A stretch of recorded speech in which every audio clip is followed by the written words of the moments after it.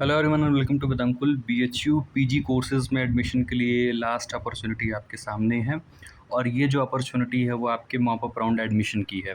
तो post graduate admissions 2026-2027 की जो लास्ट अपॉर्चुनिटी है उसके नोटिस के बारे में, उसके डिटेल्स के बारे में हम समझेंगे और क्या प्रोसेस होगा, कब आपको जाना होगा, क्या कुछ इसमें डॉक्यूमेंट्स की ज़रूरत है, क्या डीडी भी जो चाहिए होगी, डीडी की भी ज़रूरत होगी, डिमांड ड्राफ्ट कैसे बनेगा, सारी चीज़ों को डिस्कस करेंगे।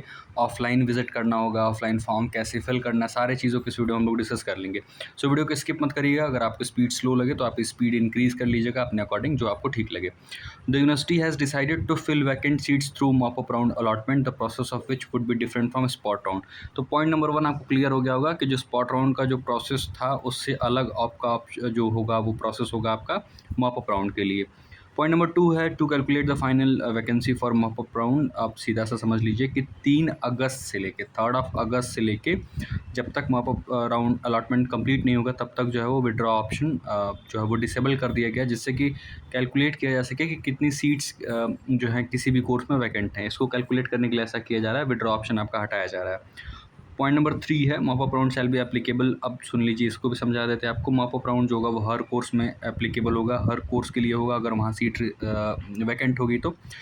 जैसे जीडीपीआई या फिर जो प्रैक्टिकल टेस्ट वाले या फिजिकल टेस्ट वाले कोर्सेज हैं, जैसे एमएसडब्ल्यू हो गया, बीपीएड हो गया जहाँ पे फिजिकल टेस्ट होता है, फिर एमएसडब्ल्यू में जो होता है जीडीपीआई होता है, ग्रुप डिस्कशन पर्सनल इंटरव्यू, ऐसे कोर्सेज में भी होगा। बस इतना होना चाहिए कि आप अगर सीयूटी पीजी एग्ज़ाम दिए हुए हैं, उसके बाद जीडीपीआई या फिर फिजिकल टेस्ट या जो भी एप्लीकेबल हो उसमें आप अपीयर भी हुए हैं और उसको आपने क्वालिफाई किया, आप उसको आप फेल नहीं किए, तो एक तरीके से आपके लिए वो मतलब आप भी एलिजिबल हैं मॉक अप राउंड में पार्टिसिपेट करने के लिए। इस बात को भी ध्यान में रखिएगा।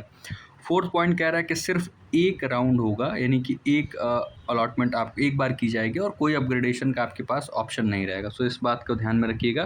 There will be no provision for upgradation. तो जो आपको सीट मिलेगी वो आपको एक्सेप्ट करना पड़ेगा, अदरवाइज़ जो आपकी डीडी होगी वो फॉरफिट कर ली जाएगी अगर आप एडमिशन नहीं लेंगे, फीस पेमेंट नहीं करेंगे तो। फिफ्थ नंबर बात है कि there will be no online registration, कोई ऑनलाइन रजिस्ट्रेशन नहीं किया जाएगा। इस बात को बहुत ध्यान से समझ लीजिएगा। The eligible candidates will have to fill up mop up application form, इसी में अटैच किया गया, उसको भी हम बताएंगे कैसे फिल करना है और फिजिकली रिपोर्ट करना है रिस्पेक्टिव डिपार्टमेंट या सेंटर में 7 अगस्त को दिन में 10 बजे से लेकर 4 बजे तक आपको रिपोर्ट करना है विद ऑल रेलिवेंट डॉक्यूमेंट, जो भी रेलिवेंट डॉक्यूमेंट्स हैं उनको लेकर, और बीएचयू पीजी रजिस्ट्रेशन फॉर्म जो आपने फिल किया है उसका पीडीएफ आप प्रिंट आउट करा लीजिए, उसको लेकर आपको विजिट करना है। ठीक बात है। नेक्स्ट आगे बढ़ते हैं। The eligible candidates for mop up round allotment will be those who were registered for BHU PG admission 2026 to 2027 but currently do not hold any admission seat in regular or spot round for whatsoever reason। अगर आपने BHU PG courses के लिए registration किया था, यहाँ ध्यान से देख लीजिए, लेकिन आपके पास एट प्रेजेंट कोई सीट नहीं है, आप कोई सीट होल्ड नहीं करते हैं या तो रेगुलर राउंड में या फिर स्पॉट राउंड में, तो आप जो है वो एलिजिबल हैं इसके लिए। ठीक है। फर्स्ट पॉइंट है the candidate who had cancelled withdrawn there seat. अगर आपने कैंसिल कर दिया अपनी सीट या विड्रॉ कर लिया तो भी आप एलिजिबल हैं। The candidates who did not पे एडजस्टेड फी आफ्टर सीट अलॉटमेंट। अगर आपने अपनी फ़ीस एडजस्ट नहीं की है, फीस पेमेंट नहीं की, तो भी आप एलिजिबल हैं। The wait listed candidates in regular and spot rounds. अगर आप एलिजिबल थे, आप वेट लिस्टेड कैंडिडेट थे रेगुलर राउंड या स्पॉट राउंड में, तो भी आप एलिजिबल हैं। तो इन सारे कंडीशंस में आप एलिजिबल हैं। कुल मिला के आपके पास वर्तमान में कोई सीट नहीं होनी चाहिए जिसको आप क्लेम किए हुए हैं या आपके पास वो सीट है बीएचयू में, तो आप जो है वो एलिजिबल हैं इसके लिए। ठीक है। The candidates are strongly advise to appear for only on program course in which he had registered previously. In case of multiple applications the candidature may be cancelled altogether। आपको ये कहा जा रहा है कि आप सिर्फ एक कोर्स में ट्राई करिएगा, एक कोर्स में अपीयर होइए। मल्टीपल कोर्सेज में आप करेंगे तो चांसेस ज़्यादा है कि आपका जो मतलब एप्लीकेशन फॉर्म है उसको कैंसिल कर दिया जाएगा। तो इस बात को ध्यान रखिएगा, सारा का सारा कैंसिल कर दिया जाएगा। तो इट इज़ स्ट्रांगली रिकमेंडेड कि आप सिर्फ एक प्रोग्राम के लिए जो है वो रजिस्ट्रेशन करिए। ठीक है। या फिजिकली रिपोर्ट करिए मॉप अप राउंड के लिए। 8 पॉइंट देख लीजिए। During physical counselling the candidate will have to submit a DD, demand draft, जिसकी मैं बात कर रहा था, of 2000 rupees in favour of the registrar BHU. आपको जो है वो डीडी किसके फेवर में बनवानी है, तो द रजिस्ट्रार बीएचयू के नाम से आपको डीडी बनवानी है। Payable at Varanasi as security deposit. आप किसी भी बैंक में जाके डीडी बनवा लीजिएगा, 2-4 घंटे का टाइम लगता है। मोस्ट प्रोबेबली जो होगा 1 दिन का टाइम लगेगा। अगर सुबह आप जाएंगे तो शाम तक आपको डीडी मिल जाएगी। किसी भी बैंक में, एसबीआई में, यूनियन बैंक में, पीएनबी में, कोई भी आपके पास बैंक हो वहाँ बनवा लीजिएगा, ठीक है। The DD will be return if the candidate is allotted seat and pay course fees through online portal. अगर आपको सीट अलॉट होती है और अगर आप फीस पेमेंट कर देते हैं तो आपकी जो डीडी होगी वो आपके एडमिशन के बाद आपको रिटर्न कर दी जाएगी। The DD will be return if candidate is not allotted any seat. अगर आपको कोई सीट नहीं मिलती है तो भी आपकी डीडी रिटर्न कर दी जाएगी। ये आपकी रिस्पॉन्सिबिलिटी होगी कि आप डीडी को जो है वो कंसर्न डिपार्टमेंट के ऑफिस से मॉप अप राउंड अलॉटमेंट के बाद आप उसको कलेक्ट कर लें, मतलब आप रिसीव कर लें। The DD will be forfeited if candidate is allotted a seat and fails to pay. ये ध्यान रखिएगा कि जो डीडी होगी वो आपको रिटर्न नहीं की जाएगी, वो जब्त कर ली जाएगी अगर आपको एक सीट अलॉट होती है और आप फीस पेमेंट नहीं करते हैं। तो इस बात को ध्यान रखिएगा, ठीक है। उस कंडीशन में आपको जो है वो डीडी आपकी वापस नहीं दी जाएगी, इसका ध्यान रखिएगा। 9th पॉइंट है कि the allotment shall be on the basis of merit out of eligible candidates who report in person within stipulated date and time submit their preference choices and demand draft. तो 9th number ये कह रहा है कि जो लोग report करेंगे physically उन्हीं के बीच में मेरिट बनेगी। और अगर वो सारे डॉक्यूमेंट अपना प्रेफरेंस चॉइसेस हो गया, फिर उसके बाद डिमांड ड्राफ्ट, सब कुछ अगर लेके जाते हैं रेलेवेंट चीज़ें, तो उन्हीं लोगों के बीच में बनेगी। ऑनलाइन ऐसा कुछ प्रोसेस नहीं है। तो जो लोग ऑफलाइन विजिट करेंगे सिर्फ उन्हीं के बीच में से मेरिट बनेगी, ठीक है।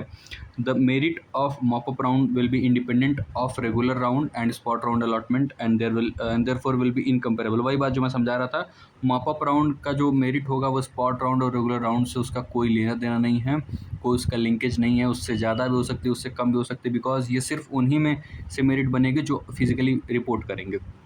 Candidates must ensure their eligibility and submit documents accordingly.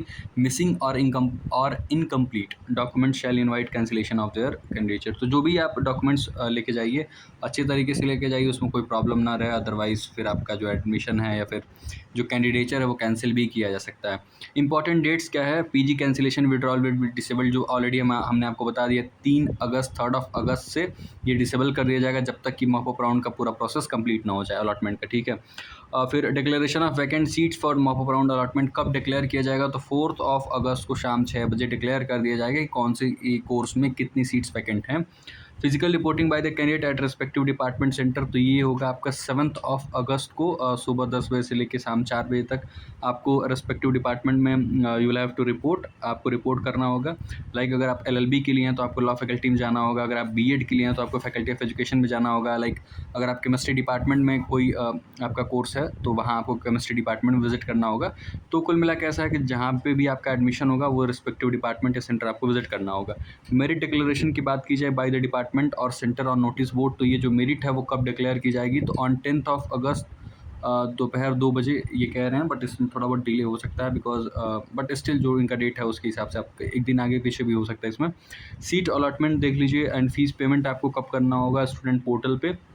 So seat allotment और फीस लिंक जो आएगी वो आपकी 12 अगस्त को शाम 6 बजे तक मोस्ट प्रोबेबली सीट अलॉटमेंट हो जाएगी और आपको फ़ीस लिंक भेज दिया जाएगा, फ़ीस पेमेंट के लिए लिंक आपको भेज दिया जाएगा 12 अगस्त को। तो इस इन डेट में आगे पीछे हो सकता है बिकॉज ऑफलाइन विजिट करना है, डॉक्यूमेंट को चेक करना है, फिर उसको पोर्टल पे ऑनलाइन फ़ीस पेमेंट लिंक भेजना है, एक दिन आगे पीछे 2 दिन हो सकता है। बट स्टिल इस बार शायद सारी चीज़ें टाइम से चल रही, शेड्यूल के अकॉर्डिंग चल रही, तो हो सकता है कि शेड्यूल के अकॉर्डिंग ये चीज़ें चलें। तो देखते हैं, लेट्स सी। फिर fees payment by the candidate, ये जो होगा वो 48 hours of result declaration on student portal. जैसे ही स्टूडेंट पोर्टल पे आपको बता दिया जाए कि आपको अलॉटमेंट हो गया है, आपको फीस पेमेंट लिंक सेंड कर दी गई है, उसके विदिन 48 आवर्स आपको जो होगा वो रिजल्ट डिक्लेरेशन के अंदर आपको फ़ीस पेमेंट कर देना है। So this is all about, I think video बहुत लंबा हो जाएगा। सो जो एप्लीकेशन फॉर्म है वो आपको दिखा देते हैं और नेक्स्ट वीडियो में बता देंगे कैसे इस फॉर्म को आपको फिल करना है। या फिर देख लीजिए पीजी एडमिशन, यही वाला फॉर्म आपको फिल करना है। सो इसको दिखा देते हैं, इसके लिए एक सेपरेट वीडियो क्रिएट करके अपलोड कर देते हैं। सो उसके लिए बिल्कुल भी परेशान नहीं होना है, ठीक है। So this is all about and I think कि चीज़ें आपको समझ में आए होंगी। कुछ भी डाउट हो तो कमेंट बॉक्स में कमेंट करिएगा, फिर टेलीग्राम ग्रुप को ज्वाइन कर लीजिए। उसको वहाँ हम सारे आपको अपडेट देते रहते हैं। वो ग्रुप ज्वाइन करना इसलिए इंपॉर्टेंट है, आपको कोई भी डाउट होगा तो वहाँ हम लोग रिजॉल्व करते रहते हैं।